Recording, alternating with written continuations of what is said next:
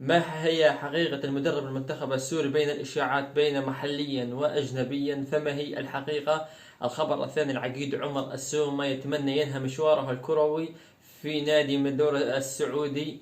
الخبر الثالث: ما سبب وما حقيقة تواجد لاعبين الوسط في المنتخب السوري. والخبر الأخير: منتخب الشباب التحت 19 سنة يتعاد يخسر مع السعودية في مباراة ودية. كل هذا بعد الفاصل. أتمنى منكم الاشتراك في هذه القناة فضلا وليس أمرا. جزاكم الله ألف خير. الله يبارك بكل شخص اشترك في هذه القناة، ما تخسرون شيء إذا حطيتم إيدكم على الاشتراك لوجه الله عز وجل. والآن يا حبايبي، السلام عليكم ورحمة الله وبركاته. حياكم الله أخوتي. بالبداية نبدأ بالصلاة على النبي محمد صلى الله عليه وسلم. اللهم صل عليك يا حبيبي يا محمد. كيف الأحوال؟ يسعد لي مساكم. اللهم لك الحمد حتى ترضى. اليوم سوف نبدأ بالخبر الذي تكلمنا عنه، راح نتكلم، والذي يشغل التواصل الاجتماعي، يشغل الجمهور السوري. بالنسبة للمدرب، ما حد عمل يعرف انه مدرب اجنبي ام مدرب محلي وطني في استلام المنتخب السوري. هناك من يتكلم باستلام المنتخب بمدرب محلي. طبعا تحدثنا عن فجر ابراهيم، وتحدثنا عن حسام السيد، تحدثنا عن ايمن الحكيم، وهناك ايضا تكلموا انه بمدرب اجنبي راح يجي يستلم المنتخب السوري في الايام القادمه ان شاء الله. نحن نتكلم بشيء وناس تتكلم بشيء، يعني كل مين له آرائها. طبعا أنا وقت ما نزل مقطع فيديو، نزلت مقطع فيديو عن أيمن حكيم وفجر إبراهيم، ما كنت أنا أتكلم بأنه والله هذا الشرط راح يأتي إلى تدريب المنتخب السوري. كانت مجرد توقعات. فهنا يعني مع المنتخب السوري ما خرجك تتوقعش، ما خرجك تأكد على هذا. يعني عندهم هم كان داليو. أنا نشوف احنا مشان بالنسبة داليو قبل يعني يمكن قبل نهار كان متواجد مع المنتخب السوري او نهارين.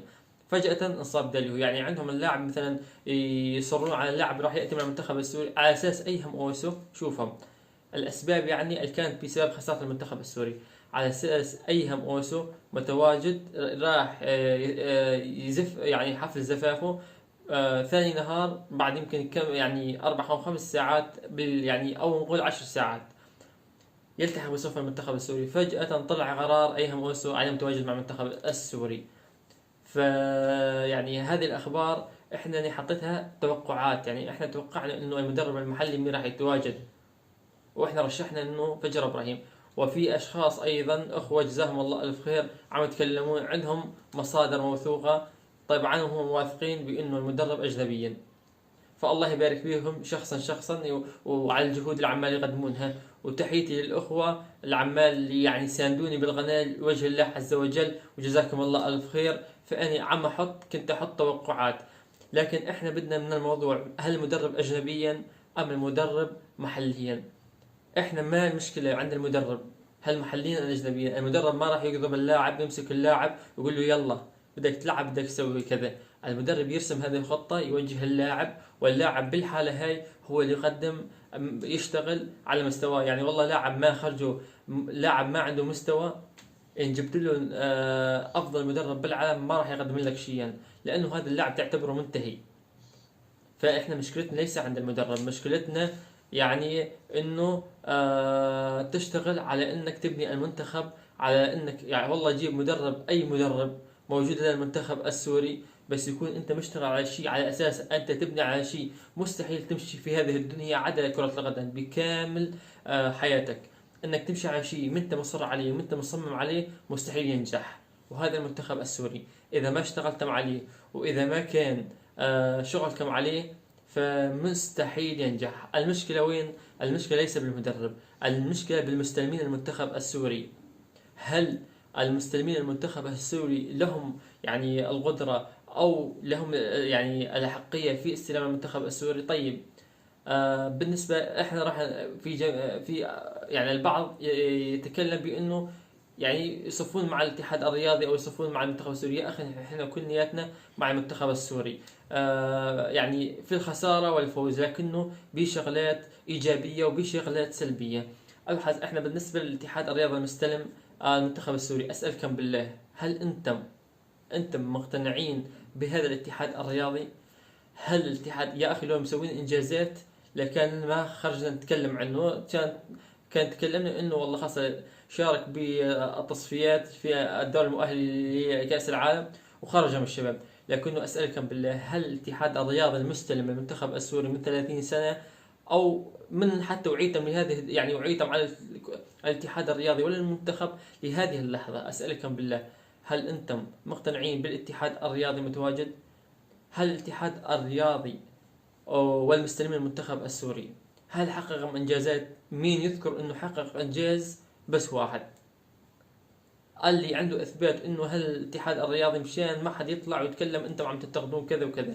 احنا ليس مع الانتقادات، احنا بدنا ناس تستلم هذا المنتخب وتمشي على الطريق الصحيح، حتى يعني تغامر، حتى يعني بشغل يعني تفوز، يعني ما بكل يعني هذه كرة قدم فوز وخسارة، لكنه بده ناس تشتغل صح. فالمشكلة ليس عند المدرب، المشكلة بالأساس.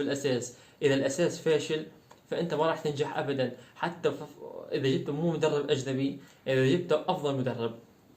على أساس وقت يجي هيكتور كوبر الكل قام يصفق بالمطار ويطبل له والكل يتذكر واستقبلوه بالورود، وهيكتور كوبر شغل آخر شيء الزلمة آخر شيء صار بس يريدونها يطردونه.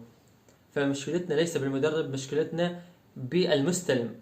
المستلم المنتخب السوري هو ليس لديه أساس، ليس لديه محبة للمنتخب السوري ولا للجماهير السورية، ولا يريد المنتخب السوري يتطور ولا يريد أي شيء. هو همه مصلحته فقط. لو كان إذا بدكم تشتغلون على المنتخب، إذا صراحة بدكم المنتخب يعني يكون فعلا منتخب يجابه المنتخبات وفعلا منتخب يكون له قيمة بين المنتخبات، عليكم البناء من أول شيء بالأساس، بعدين يعني بناء الأساس الشغل على المنتخب، بعدين تفكرون بالمدرب. ننتقل إلى الخبر الثاني لعقيد عمر السومة.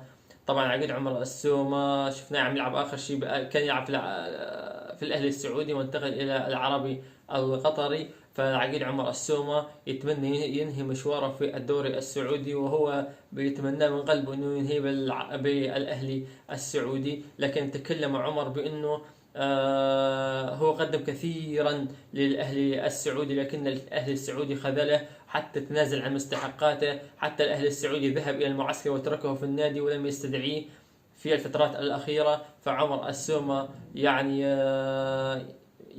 يتكلم عن الاهلي السعودي انه ما عامله مثل ما عامل الاهلي السعودي. عمر السومة عامل الاهلي السعودي بشيء والاهلي السعودي عامل بشيء وما اكرمه، فهو يتمنى انه ينهي مشواره في الدوري السعودي وخاصة في الاهلي السعودي. ننتقل الى الخبر الثالث سريعا. بالنسبة للاعبين الوسط في المنتخب السوري بدنا نعرف شغلة بس، بدنا هالشغلة هاي بدنا نعرفها ويعني نتناقش بيها.